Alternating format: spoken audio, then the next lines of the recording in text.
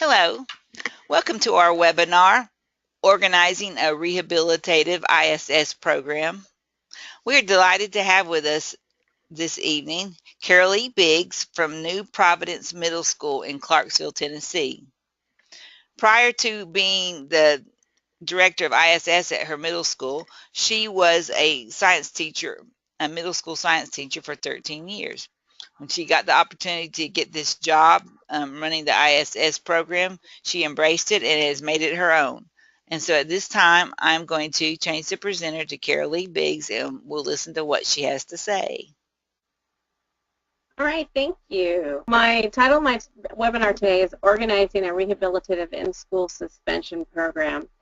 And a lot of it has to do with my philosophy because the kids I have are good kids who made some bad choices, which is why they're in me. A little bit, like Bethany said, I'm with the Clarksville-Montgomery County School System. I've been teaching at New Providence Middle School for 13 years. Our makeup of our building is about 65% free and reduced. We have a lot of military kids because we're really close to Fort Campbell. I am a second career teacher. I have 15 years in the corporate world, and that tends to kind of do things, and that does play a big role, I think, in how I ended up with this position. I did teach 7th grade science for quite a long time. They say that if you last more than 5 years in 7th grade, you've done something amazing, and I made it to 13. And this fall, I was asked to take over ISS, or actually I was asked this spring to be the new ISS teacher for this fall. So, my principal asked me to. That's why I moved to ISS. I had never even thought of doing it, but my principal asked me to. And in her email that she sent me when she asked me to take over the position, she said she wanted someone who was independent, organized, that could work that tough love school mama magic on our kids. And that's pretty much describes me. I'm one of those teachers that does really well with the kids that other teachers don't do well with. There's a picture there with me and 2 of my boys. The redheaded one, the fireball, and both of these kids were just in and out of trouble all the time. But my room was their safe place for whatever reason. So I do have that kind of tough love mama thing going with these kids, and that does help me out a lot in this position. In order to understand what we do suspension, you kind of have to understand our whole discipline program because it's just one piece of the puzzle. We do something called School-Wide Positive Behavior Support. We abbreviate it SWPBS. And this was something we implemented, I'm thinking about 5 to 6, maybe 7 years ago. We actually collaborated with Vanderbilt University to do a program that was very tailored to our building, because we were realizing that we had a lot of kids that were getting in trouble. We had mounting discipline issues. And when these kids are not in our building or not in our rooms, they're not learning. And so our goal was to help decrease the amount of discipline and to take care of those that actually were what we would call maybe or more at risk. We came up with 3 goals in our building. The kids need to be respectful, responsible, engaged. And we actually have a matrix of how this looks everywhere within the building, and even outside the building, for example, on our buses. Kids can earn Mustang bucks for exhibiting these behaviors. If you see a kid, say, filling out an agenda without even being told to, it's really cool. You sit there and you go, hey, here's a Mustang buck. Thank you so much for doing that. I appreciate you doing that. And these kids can now use these bucks. They do collect them to buy things at the school store. You know, they can buy T-shirts and sweatshirts. They can buy school supplies. They can buy fun stuff as well. They can enter them for drawings. We've had Titans tickets and Predator tickets that kids have been able to win. I was able to get the local paintball field to donate a bunch of free days of the paintball field passes. And they also can use them for reward events. We have like a movie afternoon where they can use their Mustang bucks to go see a movie at our school. So the kids really do like them, and this appeals to most kids as positive support. But not everybody works that way. And so the kids who get in trouble start with what we call CIRs. These are classroom intervention referrals. And these are just between student. It doesn't involve an administrator. It does involve parent contact via phone or email. We are pretty much really, really good at getting a hold of parents as best we can. If you can't make contact, you do note that. We have a problem, I think a lot of buildings are similar, that you don't always have a good phone number. But this is not something that goes to the front office for a principal. It's kind of low levels, like disrupted class. I've told you several times. Here's your first referral. Don't do it again. But they are tracked by our guidance department. The fourth CIR automatically becomes what we call an ADR, and this is administrative discipline referral. And for example, a kid could have 3 CIRs over a course of 3 weeks or 1 day, and we can look up on the computer and see where they're at, like how many they have. And if it's the fourth one, if you're getting ready to write a referral and you see that it's the fourth one, it automatically becomes an ADR. And we do skip, obviously, if a student is doing something that's, really bad, fighting, so forth, we don't even do the CIRs. But the ADRs, the administrative discipline referrals, do involve a meeting with administrators. So the child will sit face-to-face with the administrator, and they will sign points of consequences. So the students have, so many discipline points. For example, I get kids up for being disruptive, and maybe the first time they're up there for being disruptive, they have 10 points and 2 days of in-school suspension. Consequences vary. They can include counsel and warn, which is your very low level, like don't do it again. After-school detention, which is about an hour after school where they sit and do homework with a principal staring at them. They love that. Suspension, ISS, which is me. Suspension, meaning just out the building for a number of days. Behavior Support Academy, which is BS8, and alternative school, or eventually expulsion. So it is a tiered program, and I'm sort of in the beginning or the middle of the program. Now, the difference between ISS and BSA, this kind of is how my principal really envisioned these two programs. We're sort of related in some respects. I do ISS. Kids are usually there from. There is no uniform. They just dress like they normally would for school. There's no community service. There is some counseling on my part. I will talk, I usually get to know the kid and find out, a little bit about them, talk about making better decisions. There's no exit interview. When they're done, they're done. And I'm the tough love school mom that takes care of them. It's a soft place to land. My principal used that description. BSA is actually 30 days. They're assigned for 30 days. They do wear a uniform with khaki pants and a white shirt. They do community service. They handle our fuel bag, food distribution for our kids in need. They clean the building. They wipe down all the, especially flu season, they wipe down all the doorknobs with Clorox wipes. They weed. So they do have a community service piece every afternoon with our guidance counselor. And in some cases, my kids will go to that a little bit too after lunch. There is an exit interview where they talk about what they've learned and some of their choices and what they plan to do in the future. They're assigned a mentor and given 25 points. And once they hit that 25 points, if they get in trouble, it's about 2 times, they're over with. There's no more going back to BSA. They're going to actually go to alternative school. And they're run by, and I should have put this in quotes, the mean and scary school dad. The gentleman who runs the program is a coach, an amazing math teacher, and a big guy, and he is kind of deep voiced and intimidating. So the kids really are kind of intimidated by him, so that's one of the things. They're scared. They don't want to go to BSA because of like, oh no, I'll have to spend the time with him. They'd rather be with their tough love school mom, which is me. Now, most kids, the typical kid in ISS, most kids in ISS have trouble making positive choices. They don't, for the most part, have really good role models at home, or if they do, they're just going through the phase. Most of them have academic issues, and not all of them. I get some really bright kids up there, but a lot of them, tend to be missing assignments. Most of them stay about 3 days. That's probably the average time. Some are here for as little as 1 day or as long as 5. I do have the authority to add days for behavior. I can even have a kid suspended for behavior. Try not to do that very often. They tend to be squirmy, talkative, angry, and above all, attention-seeking. That is why they're here. They need a lot of attention. And that is probably one of the things that we give them the most in ISS. Before I came along, we had an absolutely amazing ISS teacher. She was an older lady, and she was not very technical, and she had it more as a punitive form of ISS, sort of old school. And when the kids went up there, they had to have 10-page ISS work notebook that they had to copy with the assignment they had to do before they got out. Students were assigned to their cubicle, and they pretty much stayed there all day. So their room it's a portable, and there's cubicles on both sides. There's 22 stations, and question, they couldn't just raise their hand and get up and ask. They had to write the question on a piece of paper and fold the paper and put it over the cubicle. And that was good for her. It just doesn't work for me.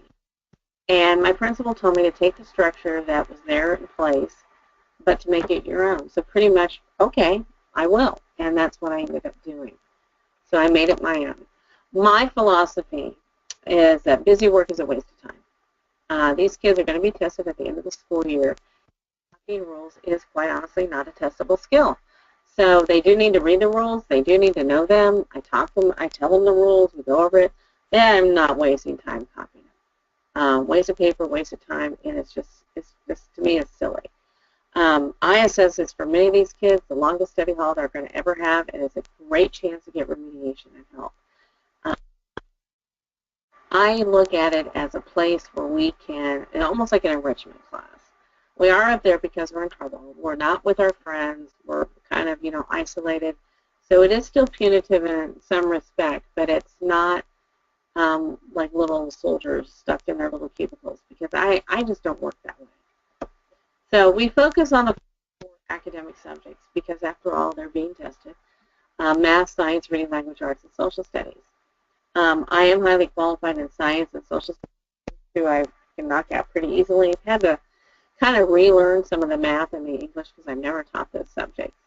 But what I've done is I've collected worksheets and websites for all these subjects. I have friends that all teach in these areas, and I basically said, hey, what would you want your kids to do while they're up in ISS if they run out of work? What are some of the things, the skills that they lack? And for example, one of my best friends is a social studies teacher, and she says they need math reading skills. So I went off to Teachers Pay Teachers and some of those other great sites and found math reading worksheets.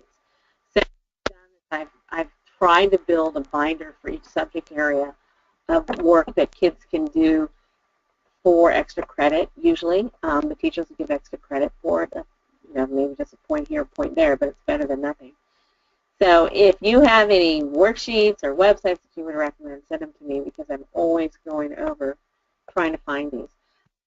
The big binders full of worksheets when I got up there, but so many of them were so out of date and not aligned to any current standards that I've just pretty much started from scratch.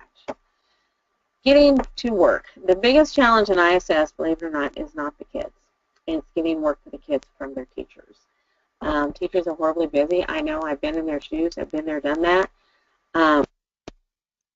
But I need to have these kids up there doing something. And one of the problems is we used to do these triplicate paper forms that were filled out by hand, and they were put in the teachers' mailboxes. And so the kids, we had to fill them out. Somebody had to walk into the building because we're in a portable, go in a mailbox. The teacher had to come pick them up from the mailbox. And it just wasn't very, very efficient. These paper forms sometimes took 24 hours to get returned. So I decided, well, I'm a little bit techy. Let's go the tech route. And I developed a digital form which is sent out when I send out the ISS additions email. We do attendance every period. And if you can't find it, if there's a kid that's supposed to be in your room, but they're not, and they're not these what we call APBs, like looking for so-and-so, looking for so-and-so. So as soon as I get a call from an administrator that a kid is coming down to me, I make up a digital ISS form with their name on it, and I send an email out to everybody in the building. That way all the teachers get it, the secretaries that do attendance get it, so everyone knows where that kid is. So what happens now is I can get work within minutes. I think the fastest I ever got work was 5 minutes, which is amazing considering previously they used to wait 24 hours. I have a lot of really, really techy 8th grade teachers that everything they have is either scanned or digitized, so I can literally get work, boom, out of 8th grade without any turnaround, which is awesome. Excuse me for coughing. I'm feeling like I'm coming down with a cold, so I apologize. I also needed more technology. Our portable had one student computer, and obviously we're moving towards more and more digital computer-based testing. More and more work is being done on the computer. Kids are getting PowerPoints. They're writing on kid blog. So I made a decision I was going to do a Journals Choose project, which I've done before when I was a science teacher, and very successful. The only problem was trying to find out what model computer that I would be able to get that our technology department would support. Had a horrible time trying to get an answer out of anybody, and in the meantime, I had a really good friend who's one of our tech guys, who's also Facebook buddies, and he said, you know, I found 2 old cast-off computers in the computer graveyard. If I fix them up and add some memory and stuff, would you want them? And they're desktops, which I was not looking for a laptop, but hey, I'll take what I can get. So I now have 3 computers, and I have 2 iPads, which the librarian is letting us borrow. I'm assigned to an iPad lab, but nobody's checked it out, and I use them, so I have stuff that my kids can use so that they can not be behind. One of the things I've done is I set up a website via Weebly. If you've ever not used Weebly, it's amazing, and the students can access this. So I have a PDF grade, so when a teacher sends me a PowerPoint or links to a video or whatever, I can upload them to my website. So all the kid has to do is sign in, goes to our student landing page, and then when they'll see Mrs. Biggs ISS, they click on their grade level, they'll see their teacher's work, boom, they've got it right there. So no more printing out copies of PowerPoints, which is nice. And a lot of our kids do kid blog writing, so they can get right there on that. I'm done and I'm bored. That's the biggest problem. You'll have kids that will work through and blast through stuff. Well, I do check it over. One of the advantages of ISS is I don't do lesson plans, I don't grade, but I do check the kids' work, and if I see it's not up to my standards, which are pretty exacting, I'll circle the ones that are wrong and redo it, and we'll talk it out. Maybe they'll need help with it. But if they do run out of work, and like I said, I do get some bright ones up there, we can use this technology to keep them busy. I'm a huge fan of Khan Academy for additional instruction in math topics. I've had kids there that I've had a teacher mention, you know, so-and-so has trouble with long division. You can maybe work with him on that. I was like, cool, I'll put you on Khan Academy, right? And we'll take care of that, and that'll be awesome, and they'll put their little headsets on, and off they go. I have that on both the computers available and also on the iPads. Brain, school math games I love, and there's some others that gives these kids more practice. We have a computer teacher who's asked me that to see if they can get more keyboarding practice, because they're going to be doing more typing as testing with the 10 ready. So they do that as well. These computers have been a godsend, and it was just by being persistent and annoying and actually felt bad that the school wasn't going to give me any money for new equipment, and we did something. So there's some good people out there. But the kids do like using the computers. I do have them log in, time and date and all that. We do keep an eye on it because you never know where they might wander. Another thing that I've done, and I got this idea from another ISS teacher in our district, if you've ever heard of Sean Covey's books, The 6 Most Important Decisions You'll Ever Make and The 7 Habits of Highly Effective Teens, they come with workbook pages. And what I've done is if the kids all finished, I'll have them read the book, do the workbook pages, we'll have a discussion. Sometimes if I have a couple who are all finished, I will have them do it as a group. So it gets them maybe making better decisions, because that's why they're with me. They have trouble making good decisions. And they do tend to enjoy these, especially the older. The 8th graders really like them. 6th grade, not so much. But the 8th graders, I think it resonates more with them because they're seeing high school coming up soon, hopefully. So all of these things, I think, are a lot better than actually just sitting there doing copy on the rules of ISS. My goal, like I said, is to increase academics, to increase their decision-making abilities, and that's one of the things we've done. You do group work. Oh, my gosh, there I am with my little birds. That's how I feel some days.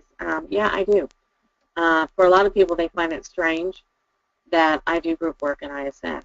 When the year started, I actually had a school. I would have maybe 2 to 3 kids a day, maybe 4. And instead of keeping them in the cubicles, I discovered that by having them working at the tables that surround my desk was a much better alternative for both me and the kids. I have my desk. In front of it, I have like a 6-foot table. And on either side, right and left, I have a student desk. So I can actually put about that has been awesome. And for example, if I'll have like a group of 7th graders that are doing the same social studies lesson, I'll say, okay, let's come around and we'll sit down and we'll work together on it. Or if we're doing math, we'll work together. The kids love that. It has been probably one of the best things I ever and I got a lot of comments from my administrators on it. Even when I have a large number of kids, I think my biggest number was 16, I will pull these kids and have them help each other, have them work with me. I also found an old science table that I put in the back that my aide, I do have an aide for a little bit of the day, she can actually pull kids and do it. So there's we have 2 groups, a small group instruction going on. This has been really huge for the kids because most of these kids have social skills issues. They don't tend to work well with people. They're angry, a lot of them, but they love to show off that they're smart, and especially math. I've got some really smart kids in math that tend to come up a lot, but they will help at a lower grade level. I've had 8th graders working with 6th graders, and they love to help other kids. It makes them feel important. It makes them feel like, they're contributing. So if I need to, I'll send them back to their cubbies, like, okay, well, we're done. You need to go back to your cubbies. We've got to bring another group down. They're usually pretty good, but every kid wants to sit up front. The other thing is because they get mama's attention. Because I've often said I feel like that robin with my little babies, and I'm feeding them, all their little bits of attention. But these kids thrive on attention. And they don't get it from home usually, and they're not getting it in the classroom, and that's why they're acting out. So at least with me, they're going to get some of it. And they're also developing the skills that they need to do group work, which is skills they're going to need in the job market when they graduate from high school. We do spend a lot of time talking and working with social skills. They know they have to have manners up there, and they do a pretty good job. The fact that I connect so well with these kids, and a lot of it is because I tend to be kind of a sarcastic and a little bit of a smart aleck, which is kind of like the typical middle school student, and I'm kind of goofy, they do respond to that. So when I do pull kids into groups, we do have norms, like you don't interrupt, you don't do this, but they're good with it. What's funny is I found having group work up here in ISS worked so much better than it did when I did group work in my science class, because I could sit with that group and I could be with them. And it seems like that's what they want. They want that grown-up who's sort of like giving them validation that they're doing a good job. And it's a pity that we can't do more of that. One teacher doesn't go very far in class of 32. I remember those days well.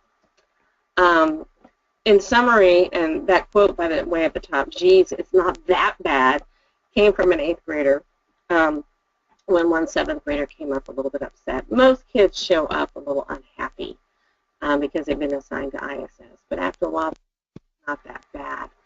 In summary, our philosophy is that ISS is a soft place to land when you've made some mistakes. Kids make mistakes, grown-ups make mistakes. But it shouldn't be so awful that it's not a good, constructive environment for learning. I believe it is a good, instructive environment. I believe my kids deserve to have good equipment. I believe my kids deserve to have a nice place to work, which is why I actually went on a GoFundMe account, got paint for my classroom, and the church group helped paint some of it. I actually was painting today. But my kids, even though they're good kids that make bad choices, they deserve to have a great learning environment and somebody that cares about them. By using technology and focusing on academics, I think that we have made the goal of getting them caught up on any missing or late work, not get behind why they're there, and to learn a little bit about making better choices. This is my family, and when I say that, I say that because these were all good kids. They are amazing adults, and they all spent time in ISS. And I think if one thing I want to have people take away is that kids who are in ISS aren't bad kids. And the kids up there will say that they're bad kids. It's like, no, you're not a bad kid. You just made some poor decisions. The lady on the blue is one of my best friends. She taught 7th grade science with me for years. These kids were all kids that I taught, and they come to my house every Thanksgiving or Thanksgiving breakfast before they go to their real families, and they're still in my life, and they're all, I think the youngest now is 21.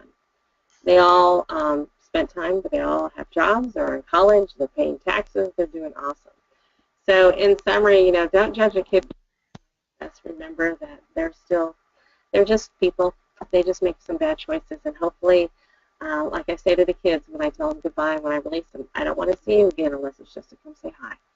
So anyhow, thanks so much. If you have any questions or anything, I'm sure you can find my email through Bethany or JC, and I'll be glad to answer them.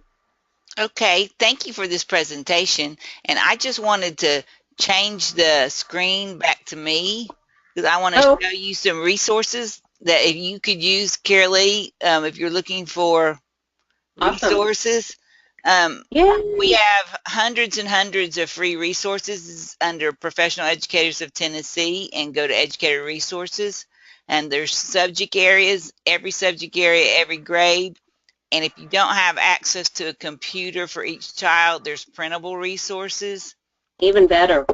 And so Thank you. there are printable resources, and you put in subjects and grades. And um, I just want you to know that, but I want the people watching this webinar to know that I have everything. I'd say 95% of what's on our educator resource page is free to use. And there should be something for everybody. And also, Thank if you don't mind, if you could share with I will upload it to our site, the form that you used with your teachers to get the work for the kids that you Yeah, mentioned. you. It's pretty basic, but yeah, I'll send you an email tomorrow. Okay. And You don't have anybody watching this will be uploaded to our online professional learning site, and it'll be available to all of our members. And we'll include all the background information, and just want to let you know we appreciate your information. And I don't think anybody else has ever heard any kind of training on in-school suspension. And it doesn't have to be the horrible just sitting there and not talking to anybody for the whole. no, that would kill me. Right. All right. Well, thank you, and we'll Thank talk to you. you later. All right, Thank you. bye. Bye bye.